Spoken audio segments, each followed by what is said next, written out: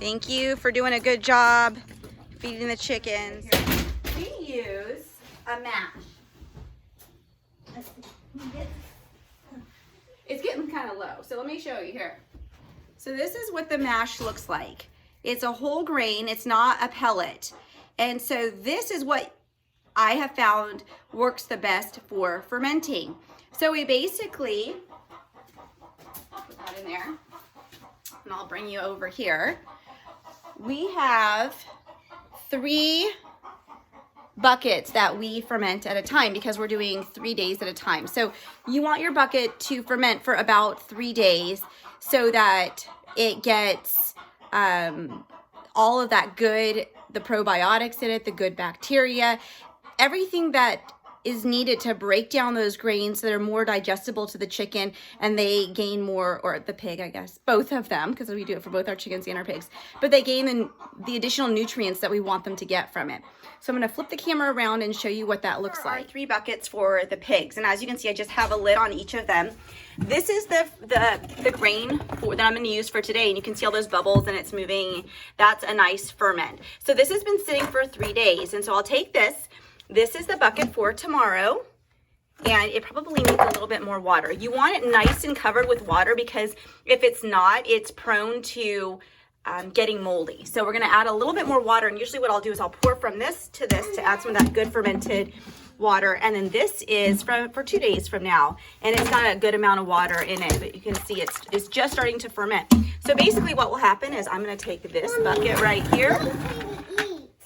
Petey's trying to eat, I'm in his way. I'm sorry, Petey. So I'm gonna take this bucket. This is the one I'm using today. This bucket is gonna get pulled over here. That's tomorrow. And then I put this one here. And then when I refill this bucket, I'm gonna put it over here. I try and teach my kids, we read from left to right. So we grab the grain left to right. So when my kids are out feeding, they know which one they're supposed to grab. They've gotten pretty good at it. I know they see Petey. Look at that. That's our barn cat, Petey. He is such a good barn cat. So I'll walk through in a little bit how I calculate what I'm gonna ferment. Okay, so I have our fermented feed right here. And before we actually feed this to the pigs, I add a non-GMO pellet. It's a hay pellet. So I either give them alfalfa, or this one's called a special blend. I think it's alfalfa and Timothy, but it gives them more protein, yet giving it to them as a hay. So we have our fermented feed. Before I take it out, again, these are kind of low, so I got to put it in there. I'm putting in 3 scoops of this.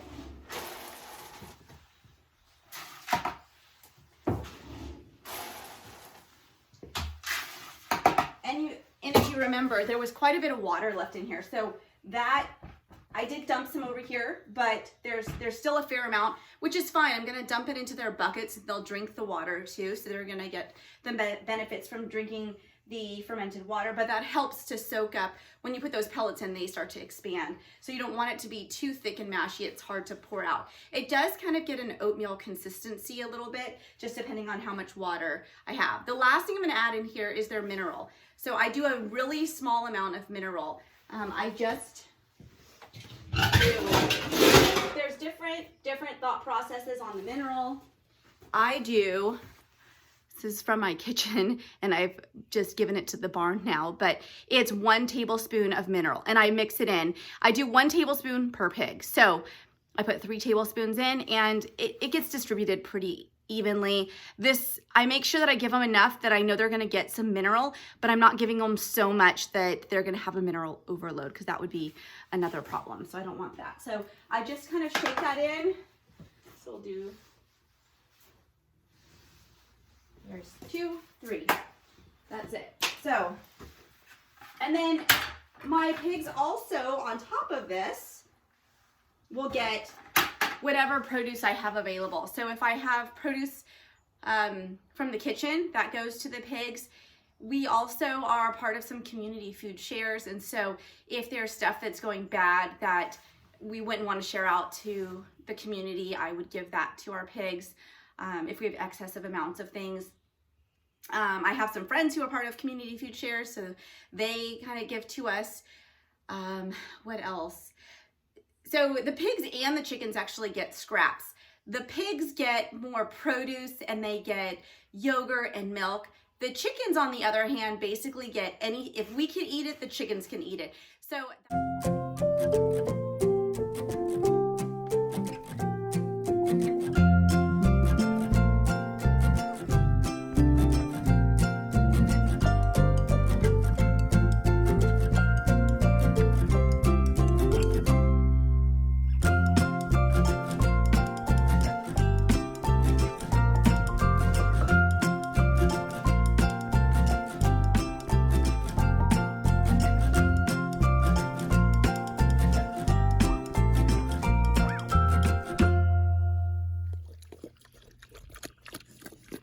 you can see they really enjoy the fermented feed, I think. Is that tasty?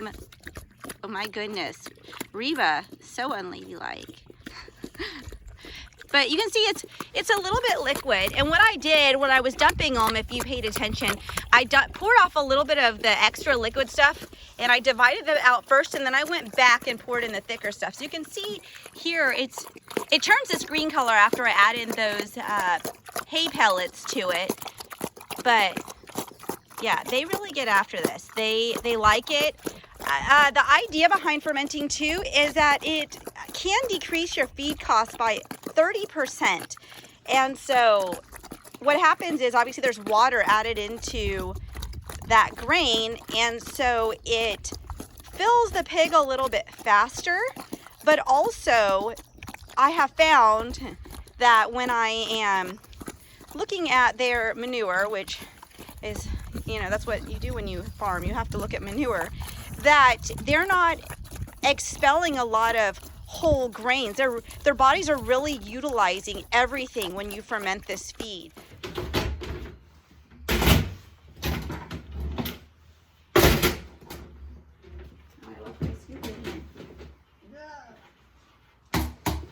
It's time to buy more grain and more pellets, because I'm having to get all the way down in here.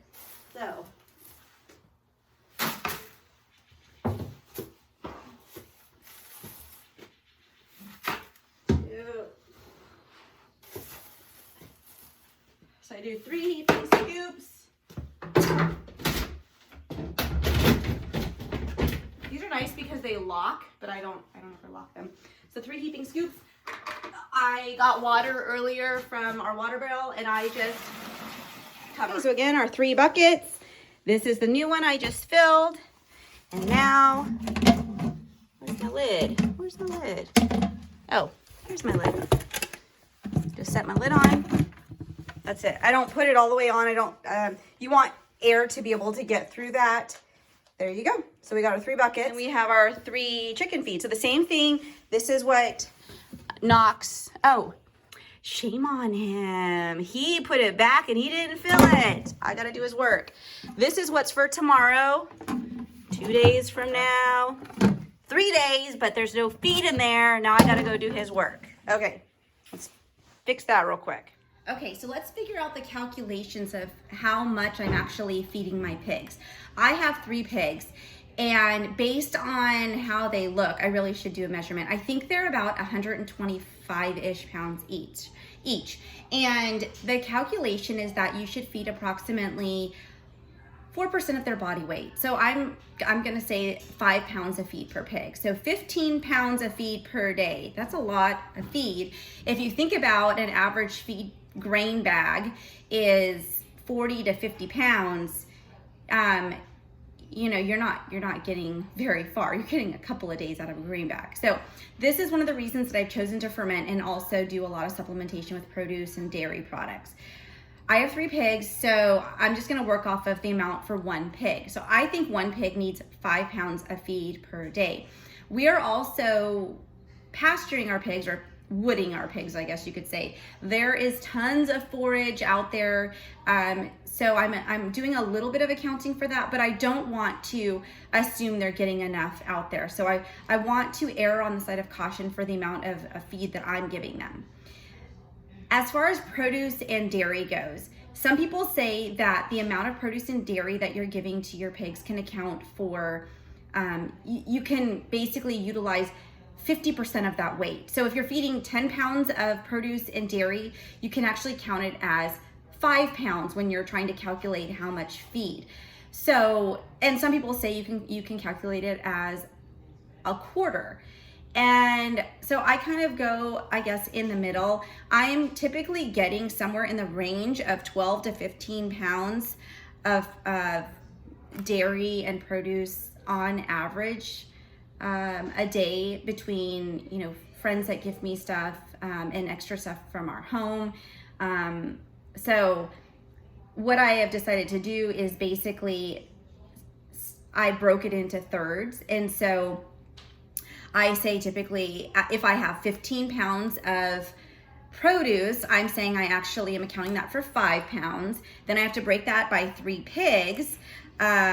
So each pig, of course that doesn't break out evenly. Each pig is getting like 1.75 pounds or something like that. So I'm just saying that accounts for 2 pounds per pig. So, so if each pig needs 5 pounds of feed minus 2 pounds of produce, so now we're down to needing 3 pounds of grain and alfalfa. So each of those scoops that I'm giving them, the gray scoops I use 3 gray scoops of the grain, and then I ferment that, and then I use 3 gray scoops of the alfalfa. Each of those scoops accounts for 1.5 pounds. So we've got 1.5 pounds of grain, and then again, that's fermented, so they're actually getting more nutritional value out of that ferment. So, and then I also give them another scoop of the alfalfa pellets, minus 1.5 pounds of alfalfa. I'm trying to write all this out at the same time. So again, this is alpha 5 pounds, and the numbers, they're not exact, and I skew them a little bit, knowing like, okay, the produce is a little bit more, I didn't really account for what they're getting in forage, so that's why instead of rounding down with the produce, I rounded up, because that helps to account for the forage. So here you go. So we need 5 pounds per pig. You can't read my handwriting very well, I'm sorry. So we are gonna account for 2 pounds for produce, so 5 minus 2, you got 3 pounds left that you need to come up with. I'm giving them 1.5 pounds of grain, so we got 1.5 pounds left, and then I give them 1.5 pounds of alfalfa. So that's where our 5 pounds are coming from each day. And again, this is per pig. So that's why you saw 1 scoop of three scoops of each that I was putting into a single bucket to feed my 3 pigs. I have gone out previously with the kitchen scale, and I've weighed out to know how much I need to do, because I don't want to weigh every single day. So I know that 1 scoop accounts for 1.5 pounds. So I hope that this was helpful, especially for those of you who are trying to figure out how to ferment grains and how much to feed your pigs. I looked and I could not find any information on fermenting for pigs. I found it on chickens, and of course, chickens are like 1/4 pound of feed per day. So that's not really helpful for my pigs to figure out, how much they're going to need. So it's taken some time to figure out this breakdown. So far, it's working really well for us. I don't know if it'll work for everybody. So if you have questions on how I figured this out, please feel free to comment below. Please subscribe. We've been really variable at posting videos, not super great at being consistent, trying to be better, but also trying to find things that people would be interested in learning about. There's a lot of homesteading pages or channels on YouTube, and I haven't found that many that are necessarily in our area. So that's been good, because we definitely have a different climate. We have different weather to contend with. So trying to figure out some content that would be good information for people who are living in areas like ours, or content that I'm having a hard time finding, and once I've got it figured out, that I can maybe share with you. So we look forward to seeing you on the next video. Thanks.